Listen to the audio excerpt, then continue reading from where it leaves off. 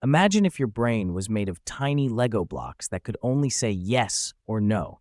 Well, that's how digital electronics work. Definition time. Digital electronics is the study of devices that use only two states, on or off, to make decisions, solve problems, and control machines. Think of it as the language of computers, robots, mobile phones, and video games. Let's start with logic gates. Logic gates are tiny decision makers. You give them inputs like yes or no. In electronics, we say 1 or 0, and they give you the right output. Here are the three basic logic gates. AND gate. It says yes only if both inputs are yes. Example, if you need both your mom and dad to say yes to play video games, that's an AND gate. OR gate. It says yes if at least one input is yes, like getting permission from either mom or dad to go out. NOT gate.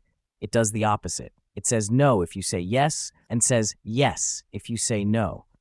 Like your little brother, always doing the opposite of what you say. Famous quote, "The digital revolution is far more significant than the invention of writing or even of printing." Douglas Engelbart. What about flip-flops? Flip-flops are memory holders. They remember whether the signal was on or off. They're like a light switch. You press once, on. Press again, off. Computers use billions of flip-flops to remember letters, numbers, and even your game progress. What are microcontrollers? A microcontroller is like a tiny robot brain. It's small but super smart. It's found in washing machines, remote-controlled cars, microwave ovens, even toys that move or speak.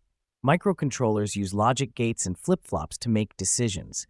So when you press a button on your toy, the microcontroller reads your action and tells the toy what to do. It's like having a mini commander inside every smart device.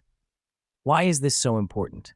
Without digital electronics, no computers, no smartphones, no robots, no smart TVs.